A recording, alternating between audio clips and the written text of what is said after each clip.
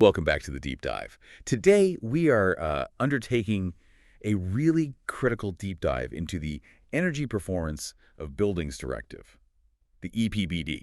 Look, if you operate anywhere in the European real estate market, this is, well, it's arguably the most significant piece of legislation to hit the sector this decade. Absolutely. It's a game changer. Our sources are pretty clear that the EPBD, which actually became legally binding back on May 28, 2024, it's set to really surpass the operational impact of even the CSRD, the Corporate Sustainability Reporting Directive. Yeah, and the key difference is CSRD is mainly about reporting, right? Telling people what you're doing. Exactly. Whereas the EPBD, it doesn't just ask you to report, it mandates specific measurable improvements to the actual physical performance of your asset. It hits the buildings themselves. Right. Okay, let's Yeah. unpack this, because this directive, it shifts Europe's building goals from, nice-to-have aspirations into non-negotiable legal requirements. And there are serious financial penalties behind them now. So our mission today is to break down those mandatory changes, the critical deadlines you need to know, and crucially, the financial implications. Because these demands pretty immediate action from asset owners, from developers, really anyone involved. Well, the overarching ambition here, it's truly monumental. I mean, the EU is aiming for a fully decarbonized, zero-emission building stock by 2050. 2050, that's the end goal. That's the end game.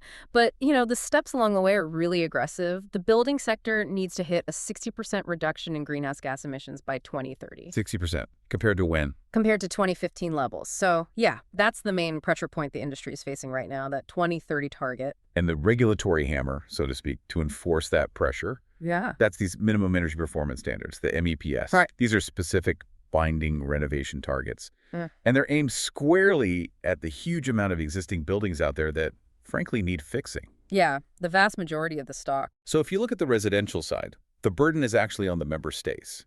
They have to ensure a 16% cut in average primary energy demand by 2030. Right, average across their national stock. And then it ramps up pretty steeply to 20, maybe 22% by 2035.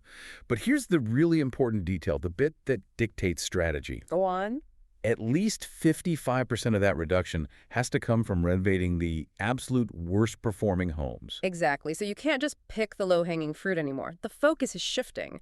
The EU is basically forcing owners and governments to tackle the expensive, often technically tricky properties at the bottom of the pile. And what about non-residential? Commercial buildings, offices? Similar idea, but it targets floor space. Member states have to renovate 16% of the floor area in their worst-performing non-residential buildings by 2030. 16% by 2030. And then accelerate that again, up to 26% by 2033. So basically, if you hold commercial assets, maybe offices or retail, with poor energy ratings, mandatory retrofitting is now baked into law for a significant chunk of that stock. Okay, so the existing stock is definitely under the gun. But what about new construction? What does this Zero Emission Building, or ZEB, standard mean in practice? What's the timeline look like there? Right, the ZEB standard, it's a fundamental reset, really, for how we build. All new public buildings, think schools, hospitals, government offices, they have to be zero-emission buildings starting January 1, 2028. 2028 for public buildings, okay. Then, just 2 years later, January 1, 2030, that requirement expands to all new buildings, public and private, everything. Wow, okay. That's quite soon. It is. Yeah. And there's another layer.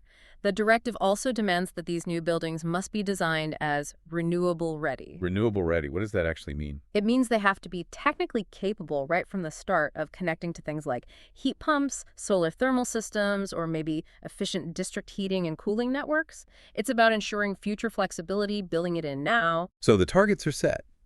But, achieving them requires a massive shift in how we track performance, how we prove compliance, which brings us to the whole digital infrastructure side of things. Yes, digitalization is key here. Let's start with something familiar, maybe. The Energy Performance Certificates, EPCs. They're being completely overhauled, right? Digitized and harmonized. That's right. The EPBD mandates a single uniform A to G scale for EPCs across all member states. That has to be in place by 2026. A standard scale everywhere. Finally. Yes. Wow. And then by 2030, these certificates must be fully digital and stored centrally at a national level. Now, the critical implication here, especially for market liquidity, for you as an asset owner. This is a big one, isn't it? It really is. EPC ratings are now essentially the gateway to marketability. If a building falls below the minimum energy performance standards, we're talking properties currently rated G, and probably most F-rated buildings by 2030, Uh-huh. they must be renovated before they can legally be sold or rented out. Wow. Okay, that feels like a huge regulatory jump. You literally can't transact without fixing it first? It is huge. And supporting those EPCs, there are two new digital tools coming in, renovation passports and building logbooks. Right, I've heard about these. They have to be made available to building owners by 2026, and the digital logbooks need to be established nationally by 2027. And that passports. What's their specific role? Well, what's quite interesting here is that the renovation passports actually become compulsory for any staged retrofit project from 2028 onwards. Compulsory for staged retrofit. Yes. So they're not just guidance documents, they become the official record proving staged progress. And importantly, they unlock access to EU-level financial support, particularly under big programs like Horizon Europe and InvestEU. Yeah. You need the passport to get the funding for phased work. Okay, so the digital trail leads directly to the money. We're also seeing a pretty hard brake being applied to fossil fuels and heating, aren't we? Definitely. Subsidies and incentives for installing new standalone fossil fuel boilers, gas, or oil, they were banned starting January 1st, 2025. That's already happened then. That's already in effect. The financial support for those systems has essentially evaporated, and there's a full fossil fuel phase-out roadmap that needs to be planned by 2040. And on the construction side, beyond operational energy, there's a new focus on embodied carbon. Yes, the carbon embedded in the materials themselves. We now have mandatory life cycle carbon disclosure. Okay, explain that. New buildings over 1,000 square meters have to start reporting their full life cycle carbon emissions from extracting materials, construction, use, right through to demolition starting in 2028. 2028 for large new builds. Correct. And then that expands to all new builds by 2030. Yeah. And they have to use a specific standardized method, EN 15978, the 2023 version. So this really moves construction carbon accounting from, voluntary estimates into mandatory auditable data. It feels like a whole new layer of accountability. It absolutely is. And if we just step back for a second, what's fascinating here is the sheer scale of the problem we're trying to fix. Legacy stuff. Exactly. Our sources highlight that something like 85% of the EU's entire building stock was built before the year 2000. 85%. And of that, a staggering 75% is classified as having poor energy performance. That's the core challenge. And the renovation rate needed to tackle that. It's way off currently, right? Way off. It's currently hovering around maybe 1% per year, perhaps slightly more in some places, but generally low. The EPBD essentially mandates that this rate needs to double or even triple, getting up to 2 or 3% annually just to stay on track. That kind of pressure. It brings us squarely to the risk of stranded assets. I think for any investor listening, this is probably the single biggest financial threat posed by the EPBD. Agreed.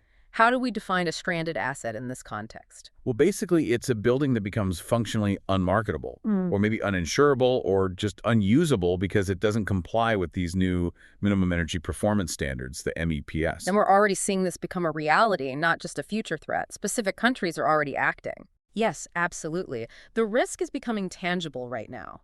Take France, for example.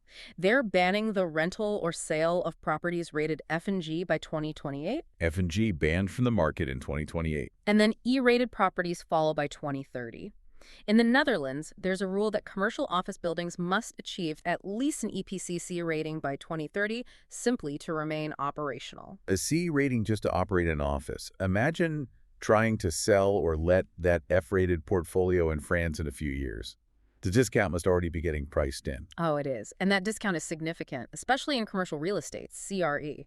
We're already seeing pretty clear evidence of discounts around 10 to 20% on rent or the overall asset value for non-compliant CRE. 10 to 20%. And it's not just value. These non-compliant assets are also being explicitly excluded from corporate ESG portfolios. Think large institutional investors who have to comply with CSRD or maybe the Science-Based Targets Initiative. They simply won't touch these buildings, which dramatically shrinks the pool of potential tenants and buyers. But the flip side is the cost of actually doing these renovations. The compliance costs are huge too. We need to touch on the social challenges here. Absolutely. Critical point. Deep retrofitting. It's expensive. It can run anywhere from, say, 250 up to maybe 600 euro per square meter, depending on the building. And those costs have to be balanced with affordability, especially in social housing, right? Exactly. Member states are explicitly required by the EPBD to implement rules against renoviction, kicking tenants out to do expensive upgrades and then hiking the rent massively. Tenant safeguards. Yes, and affordability support mechanisms. A lot of this is expected to be channeled through the new Social Climate Fund, which specifically recognizes the social burden these green regulations can place on vulnerable households. So if you own rental property, you can't just pass on all the costs without support systems in place. Not easily, no. And that social dimension feeds directly into another major headache: the supply chain. Ah, yes. Can we actually do all this work? Well, that's the multi-billion euro question, isn't it? We are seeing acute shortages across the board right now. Construction labor generally, but specifically skilled trades like heat pump installers. Good luck finding one of those quickly. Precisely. And key materials, too. Things like high-performance insulation, efficient glazing, laid times are stretching. And then there's the grid. The electricity grid. Yeah. As buildings electrify their heating, add EV charging, grid connection capacity and the whole permitting process around it are starting to emerge as really systemic risks that could derail project timelines. Getting approval to connect might soon take longer than the actual renovation work. Okay, here's where it gets really interesting, though. Because the EPBD isn't just a building code update, is it? It feels like it's much more systemic, integrated deep into the EU's financial and energy systems. That's exactly right. It's a systemic economic intervention. The consequences of complying or not complying are fundamentally financial. So how does it link directly to green finance? Okay, the linkage is direct and immediate. If your asset is EPBD compliant, particularly meeting the higher standards or ZEB requirements, it's automatically recognized under the EU taxonomy regulation. Which means? Which means it's eligible for sustainable finance products. It can attract green bonds, lower interest loans, basically cheaper capital. Conversely, think about investment funds marketed under SFDR, the Sustainable Finance Disclosure Regulation. Article 8 or Article 9 funds, the green loan. Exactly. If their portfolios hold non-aligned assets that don't meet EPBD standards, it risks immediately compromising their ESG classification. That's potentially a death blow for their marketing and fundraising. And this pressure extends right to the banks holding the loans, doesn't it? It does. From 2026, the European Banking Authority, the EBA, is requiring banks to hold higher capital reserves specifically against loans secured by non-compliant commercial real estate. So the regulator is basically telling banks lending against that inefficient building is higher risk, put more money aside. Precisely. The risk is being formally recognized on bank balance sheets, and we're already seeing this translate into higher borrowing costs for the owners of those buildings. A premium of maybe 100 to 200 basis points on loans is becoming common. Wow, 1 or 2% extra on your interest rate, just for having an inefficient building. The penalty for lagging behind is real financial pain. It is. But look, the upsides for those who get ahead of the curve are also significant. Beyond just avoiding penalties, retrofitting properly can lead to substantial cuts in utility costs for occupants, often in the 30 to 50% range. Which tenants will appreciate. Absolutely. And maybe more importantly for investors, achieving compliance, especially through deep retrofitting, can result in a tangible uplift in property valuations, maybe 5 to 12%, because the asset is future-proofed, market-ready, and ESG compliant. And a lot of that operational saving and maybe some of the value uplift is now being driven by mandatory digitalization, specifically building automation and control systems, BACS. Yes, BACS are becoming central. These systems are mandatory for larger non-residential buildings, those with HVAC systems over 290 kilowatts by 2026. 290 kilowatts by 2026. And that threshold tightens significantly down to 70 kilowatts by 2030, so it will capture many more buildings. And these systems, they reliably cut energy use by 10 to 20%, sometimes more, just by intelligently automating heating, ventilation, air conditioning, and lighting based on real-time occupancy and conditions. Smart buildings becoming mandatory. Essentially, yes. And that BACS infrastructure provides another really important systemic benefit. It ties buildings not just to internal automation, but also to mandatory grid integration. Grid integration. How so? The directive explicitly requires buildings, especially those with BACS, to be ready for demand response participation. Meaning they need to be able to adjust their energy use. Exactly. They need to be able to automatically modulate their energy consumption based on signals from the grid operator, using less power during peak times, maybe preheating or pre-cooling when renewable energy is abundant and cheap. This is absolutely vital for boosting grid resilience as the whole continent electrifies heating and transport. Buildings become active grid participants. It's a much bigger picture.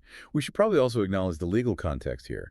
The EPBD is in force, but is it facing challenges? Yes, we need to mention that. While it is legally binding, some legal challenges have already been lodged.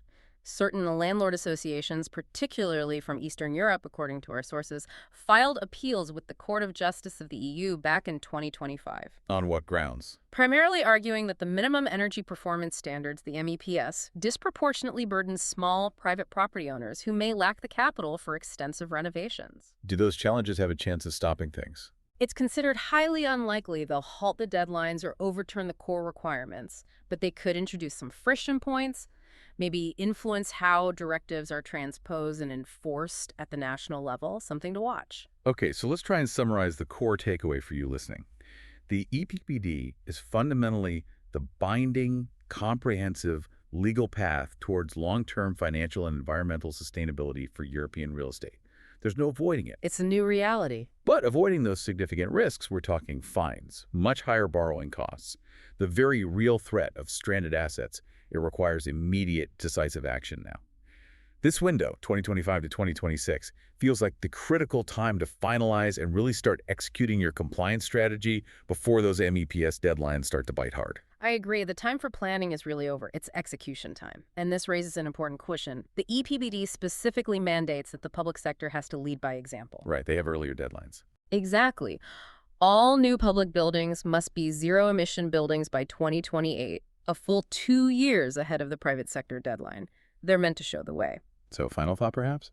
Well, beyond all the regulations and the finance, maybe the most profound operational hurdle, the real stress test, remains the mobilization of resources. How quickly can these mandatory one-stop shops, which every member state must have fully operational by mid-2026, to coordinate advice and funding, how quickly can they actually mobilize the skilled workforce and the materials needed to meet this sudden, massive surge in demand that the EPBD is creating right now? That speed of execution on the ground. That's where the true success, or potentially the failure, of this huge regulatory shift really lies.